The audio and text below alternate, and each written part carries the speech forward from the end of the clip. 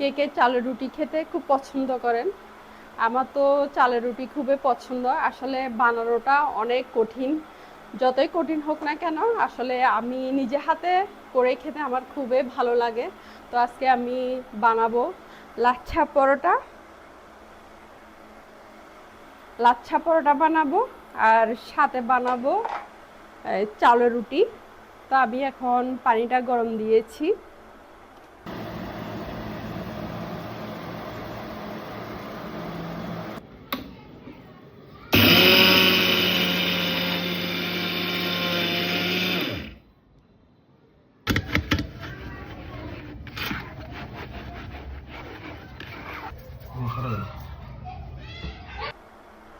এখন দিয়ে দিব লবণ।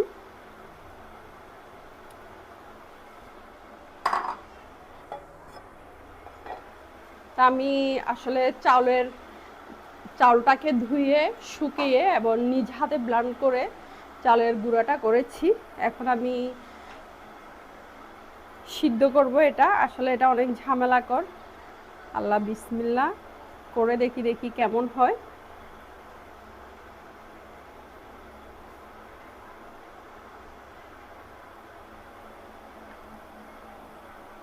সিদ্ধ দিয়ে আসলে একটু করে ছোট করে রাখতে হয়।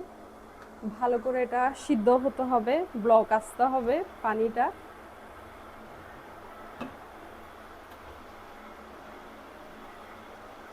তা আমিও চেষ্টা করি সব সময় আসলে বানাতে। এবার কিন্তু আমার বানানো হয়নি চালের রুটিটা, তো আজকে বানাচ্ছি। সাথে আছে নলা।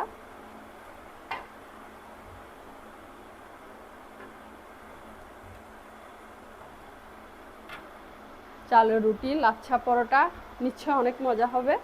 তো আপনারা সবাই দেখেন আমি বানাচ্ছি। দেখেন কাইটা কি সফট হয়েছে, খুব সুন্দর হয়েছে। এখন আমি রুটি বেলে আপনাদেরকে দেখাবো।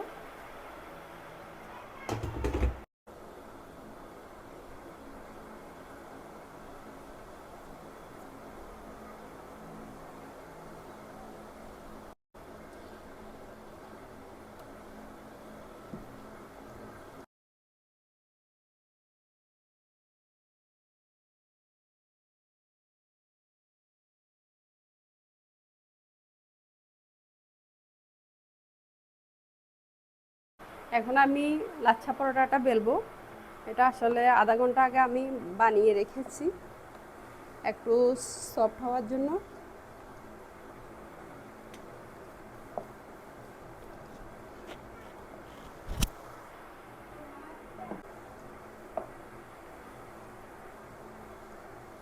একটু পরে আমি ভাজিয়ে দেখাবো লাচ্ছা পরোটাটা কেমন হয়েছে এবং রুটিগুলো কেমন হলো। তো দেখেন আমার লাচ্ছা পরোটাটা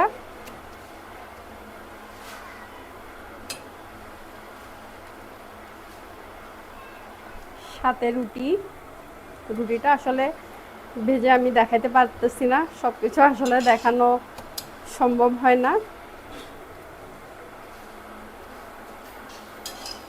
আমার চালের রুটিটা আসলে দেখেন কেমন হয়েছে, সাথে পরোটা, লাচ্ছা পরোটা। তারপর নলাটা দেখেন কেমন হলো, দেখেন একদম গলে নরম নরম হয়ে গেল।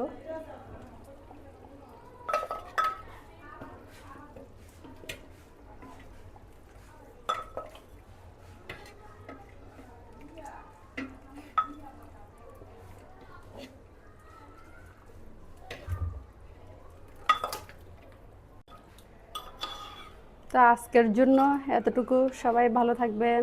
আল্লাহ হাফেজ। আল্লাহ হাফেজ।